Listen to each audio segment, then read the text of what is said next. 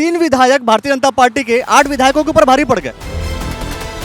3 विधायक नहीं भारी पड़े, सरकार भारी पड़ गई। जिम्मेदारी सिर्फ आप अपने विधानसभा की ले रहे हैं ना। होगी जब अपने घर में आग लगी होगी तो पहले अपने घर की बुझाऊंगा, उसके बाद दूसरे की बुझाऊंगा। अभी आपको चिंता सिर्फ खानपुर की हो गई है और बात करेंगे फिर आप उत्तराखंड। बिल्कुल करूंगा। भगवानपुर में अगर हम बात करें तो वहां पर ममता राकेश भी शायद सामने आएंगी नहीं आएंगी, ये भी सोचने वाली बात है। अगर झबरेड़ा में हम बात करें तो क्या वीरेंद्र जाति जी सामने आएंगे नहीं आएंगे, ये भी सोचने वाली बात है। जिन लोगों को लगता है धोखाधड़ी हुई, आइए मेरे साथ, बैठते हैं सड़क पे धरने पे, आइए तो सही, बात तो रखिए। मैं अकेला लड़ता रहूं, सबके लिए सर फुड़ाता रहूं, क्यों भाई? नमस्कार, आप देख रहे हैं द न्यूज वाला नेटवर्क। आज है 2 अक्टूबर यानी गांधी जयंती। 2 अक्टूबर यानी लाल बहादुर शास्त्री की जयंती। लेकिन जब हम उत्तराखंड का जिक्र करते हैं तो 2 अक्टूबर किसी और रूप में हम देखते हैं, काले दिवस के रूप में हम मनाते हैं। इसको लेकर के भी हम जानेंगे। आज उमेश कुमार जी हैं जो कि रामपुर तिराहे पर आज यज्ञ हवन का कार्यक्रम हुआ। मैं ये जानना चाहूँगा कि यज्ञ हवन का कार्यक्रम रामपुर तिराहे पर क्यों किया आपने?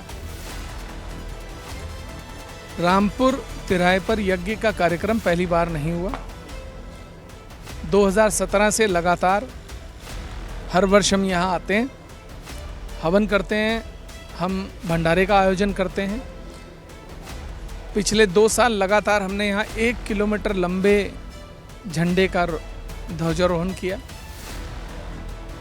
हम अपने राज्य के शहीदों को, जिन्होंने राज्य आंदोलन में अपनी जान गंवाई, शहादत दी, उनके लिए जो शहीद स्मारक यहाँ पर बना है, वहाँ पर आकर हम उन्हें श्रद्धांजलि अर्पित करते हैं और ये हर वर्ष हम अनवरत कर रहे हैं।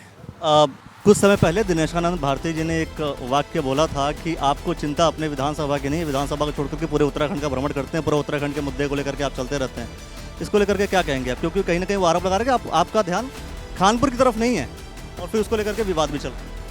देखो, अगर एक पत्रकार होने के नाते आप ये सवाल जो उन्होंने मुझसे किया है, अगर आप भी मुझसे करेंगे तो मुझे लगता है आप उन्होंने जो सवाल किया वो सवाल मैं आपके सामने, क्योंकि जो सवाल उन्होंने किया था उस सवाल की तह में आपका जाने का फर्ज था। आपको रेकी करनी चाहिए थी कि उन्होंने जो आरोप लगाए वो सत्य है या नहीं।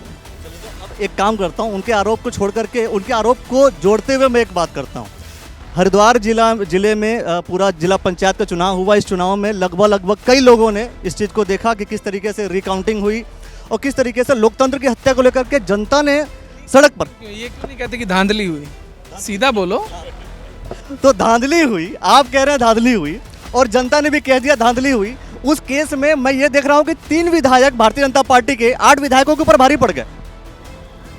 3 विधायक नहीं भारी पड़े, सरकार भारी पड़ गई। मतलब 8 विधायकों के ऊपर सरकार भारी है।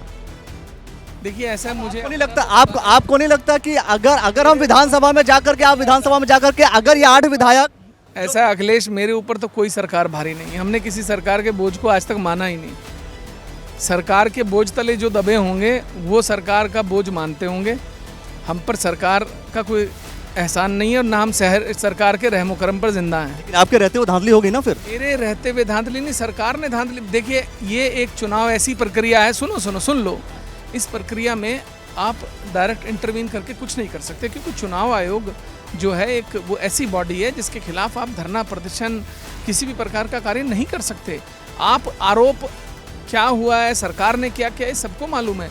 लेकिन मेरा ये मानना है कि जो लोग असंतुष्ट हैं, जिन लोगों को लगता है धोखाधड़ी हुई, आइए मेरे साथ, बैठते हैं सड़क पे धरने पे, आइए तो सही, बात तो रखिए। मैं अकेला लड़ता रहूं, सबके लिए सर फुड़ाता रहूं, क्यों भाई? मतलब ये है कि बाकी, मतलब आप अपने आप को एड ऑन, आप अपने आप को अलग कर रहे हैं, लेकिन बाकी जो 7 विधायक बच गए हैं वो 7 विधायक साथ देने को तैयार नहीं है आपका? वो देने को तैयार है, उनका स्वागत है, आए। मैंने तो पूरी विधानसभा अपनी, देखिए, अब मैं इस बात को कहना नहीं चाहता, क्योंकि अगर मैं सार्वजनिक तौर पे इस बात को कहूँगा तो लोग कहेंगे देखिए साहब बड़ी बात कर रहे हैं। मुझे ये बता दीजिए कि खानपुर विधानसभा के अंदर 5 जिला पंचायत की सीटें थी, किस पे धांधली हुई, एक बता दीजिए। आरोप अभी दो से क्या पूछा, मुझे उसका जवाब दे दीजिए कि क्या खानपुर विधानसभा क्षेत्र के अंदर आने वाली 5 विधानसभा जिला पंचायत सीटों में किसी भी एक पर या किसी भी ग्राम प्रधान की सीट पर कोई धांधली हुई। मैं आपको बता रहा हूँ, किशनपुर, जमालपुर, सिकरोड़ा की बात करेंगे, टिकोला की बात करेंगे, आप अपने विधानसभा का मतलब आप जिम्मेदारी, आप अपनी जिम्मेदारी, मैं जिम्मेदारी सिर्फ आप अपने विधानसभा की ले रहे हैं ना। होगी जब अपने घर में आग लगी होगी तो पहले अपने घर की बुझाऊंगा, उसके बाद दूसरे की बुझाऊंगा। अभी आपको चिंता सिर्फ खानपुर की हो गई है, और बात करेंगे फिर आप उत्तराखंड। बिल्कुल करूंगा, उत्तराखंड की बात करूंगा, लेकिन मैंने क्या कहा, जब हरिद्वार जिले में आदमी के घर में आग लगती है तो पहले अपने घर की बुझाता है, फिर पड़ोसी की बुझाने जाता है। तो मैंने अपनी आग बुझाई। और एक काम करो, सुनो, मुझे लगता है कि हरिद्वार जिले में जितनी जगह भी समस्याएं हुई हैं उन सभी को विपक्ष एक साथ बैठे और बैठ करके इस समस्या का समाधान करे। आप जाइए हर जिला पंचायत सीट पर, सब जगह पूछिए कि रात को 2-2 बजे तक लोग मेरे संपर्क पे थे। यहाँ बहुत सारे लोग ऐसे खड़े हैं जो मेरे विधानसभा क्षेत्र के नहीं हैं। रात को 2 बजे तक वो मुझसे बात कर रहे थे और मैं उनके साथ फ़ोन पे अवेलेबल था और लगातार प्रशासन के संपर्क में था। बहुत सारे लोग हैं, पूछ सकते हैं आप। लेकिन फिर भी आप, साफ सुथरी बात है, फिर भी धांधली हुई, जो साफ तौर पर जनता भी कह रही है, नेता भी सामने आकर के कह रहे हैं धांधली हुई। लेकिन उसको कंट्रोल करने के लिए आपको नहीं लगता है कि जितने भी विधायक हैं, अगर ये 8 हरिद्वार जिले की बात कर रहा हूँ, 8 जो हरिद्वार जिले के अन्य विधायक है भारतीय जनता पार्टी से अलग, क्या वो एक साथ मिलकर के अब विधानसभा में भी ये सवाल नहीं उठा सकते कि दोबारा चुनाव कराओ और इस तरीके से चलती इस प्रक्रिया? तो ये संभव नहीं है। जब विधानसभा आएगी तब सवाल उठाएंगे, कौन सुनेगा कौन नहीं सुनेगा, सवाल लिया जाएगा नहीं लिया जाएगा। मैं तो ये कह रहा हूँ, मैं हरिद्वार जनपद के सभी प्रतिनिधियों को जो असंतुष्ट हैं, जिनको लगता है धांधली हुई है, उनको निमंत्रण देता हूँ, आइए मेरे साथ कंधे से कंधा मिलाकर आइए, एक बड़ा प्रदर्शन करते हैं, अपना रोष प्रकट करते हैं, हिम्मत आइए तो आइए, मैं तो खड़ा हूँ ना। उसके बाद जो विधायक आना चाहेंगे आए, जो नहीं आना चाहता नहीं आए। जिला पंचायत चुनाव को लेकर के जो लोग नाराज हैं, उमेश कुमार जी अगुवाई करने को तैयार हैं। बिल्कुल। और मैं फिर आपसे कह रहा हूँ, एक बात ध्यान रखिए, इस बार तो पोस्टल बैलेट से चुनाव हुआ, जो हुआ सो हुआ। अब मैं हाई कोर्ट जाऊँगा, चाहे मुझे सुप्रीम कोर्ट जाना पड़े। मैं अगला चुनाव ईवीएम से कराऊंगा जिला हरिद्वार में। मैं भी देखता हूँ कौन धांधली करता है। चलिए दोस्तों, अब देखना ये होगा, जो मैंने कहा आपसे कि जो 3 विधायक भारतीय जनता पार्टी के, 8 अन्य भारतीय जनता पार्टी से अलग जो विधायक हैं, कहीं ना कहीं ऐसा कहा गया कि विधायकों का हस्तक्षेप, सरकार का हस्तक्षेप और भारतीय जनता पार्टी का हस्तक्षेप देखने को मिला। और आज हम लोग रामपुर तिराहे पर हैं। जब हम बात करते हैं उत्तराखंड के परिदृश्य में, हरिद्वार एक ऐसा जिला है जहाँ, जिसको हम धर्म नगरी कहते हैं, तीर्थ नगरी कहते हैं। इसके बावजूद भी अगर ऐसी चीज़ें होती हैं तो कहीं ना कहीं उन नेताओं को शुद्ध अंतःकरण से अपने आप को देखने की आवश्यकता है, जो इस बात का जिक्र करते हैं, जब कोई शपथ लेता है तो शपथ लेते समय भी कहता है कि मैं शुद्ध अंतःकरण से चाहता हूँ लोगों की सेवा करना और बिल्कुल पक्षपात के बिना, भय के बिना, भेदभाव के बिना शासन प्रशासन पे कोई भी एक्टिविटीज़, कोई भी चीज़ें लागू की जाएंगी। लेकिन हरिद्वार जिला पंचायत की जो पूरी भूमिका रही है, जो पूरा सिस्टम रहा है, उसको लेकर के भी एक बड़ा प्रश्न चिन्ह खड़ा हुआ।